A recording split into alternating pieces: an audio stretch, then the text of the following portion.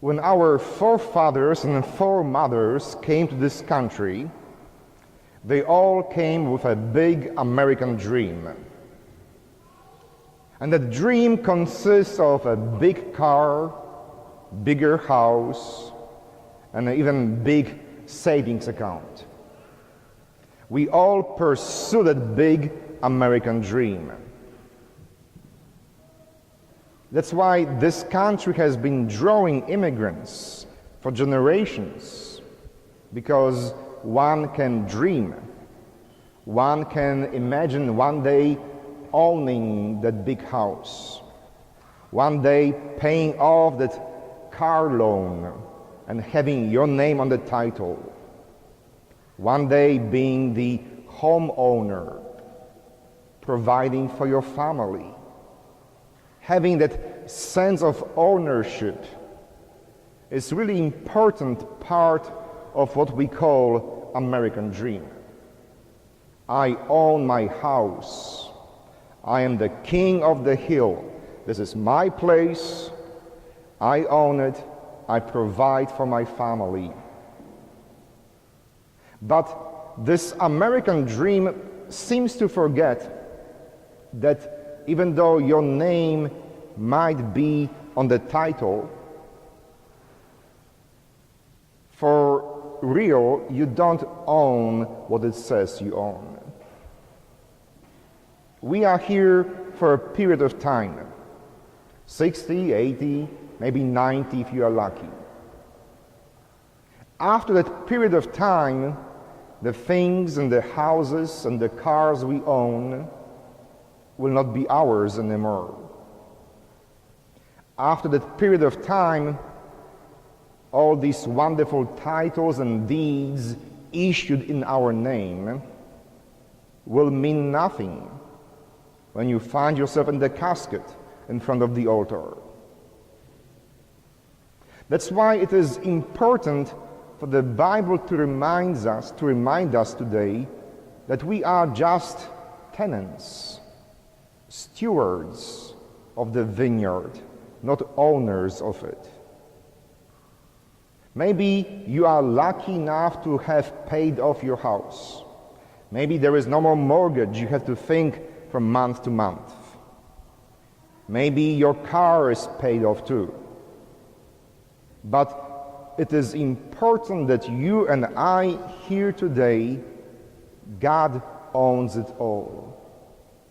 You are just a steward. You are just a tenant. And your job is to take care of what God is giving you. Your job is to bring fruit and share the fruit with others.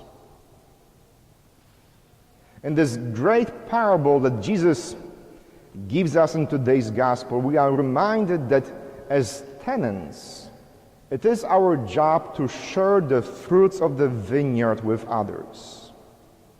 It is not our job to collect it all to ourselves, but to share with the rightful owner and with those who live with us.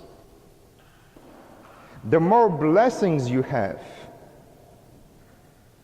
the better your American dream has become. The more responsibility you have to share the fruits of this land with others. The bigger your house, the bigger your car, the smaller your fence should be. I have noticed that unfortunately it is exact opposite in our society. The bigger the mansion, usually the taller the fence. The more rich you get, the more security you can afford.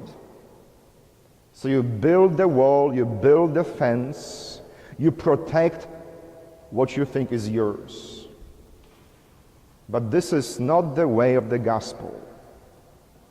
Jesus reminds us today that the more blessings you have, the more responsibility you have for sharing the fruits of the vineyard. The more blessings, the more riches you experience, the longer table you should build, not the taller fence. It also applies to our churches. You know, our entire battle with the diocese a few years ago was about the ownership of this church. Now we think of ourselves as the owners of this building, the owners of what we call St. Stanislaus. And yes, we even have a copy of the deed in the vestibule. And we are proud that we own this beautiful place.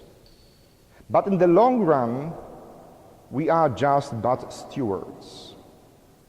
In the long run, we are just but tenants.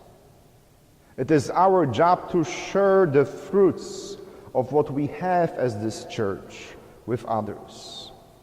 It is our job to open our doors, to open our table, and invite as many people as possible. We are not here to protect this, to keep it safe from anybody who may want to come and share with us. We are here to share the fruits of the vineyard that has been given to us as stewards.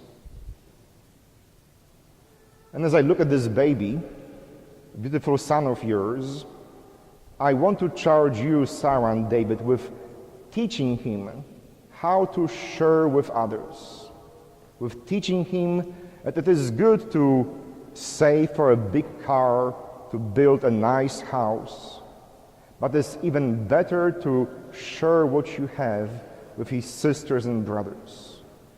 As a person of faith, as a Christian, as a person who believes that God has created this entire universe, we are just but stewards. You may own amazing riches. You may own everything you have in life. But at the end, God will ask you, what have you done with my vineyard? Have you shared the fruits of what is mine with others? And I pray your baby boy will grow up to be a good Christian, a sharing, compassionate person who will see the needs of people around him. You know, on the second page of the Bible, there is a beautiful story of Cain and Abel, two brothers. And when a tragedy happened, God is asking Cain, "Where is your brother?" To which Cain responds, "Why are you asking me? Am I my brother's keeper?" And the answer is yes. You are your brother's keeper.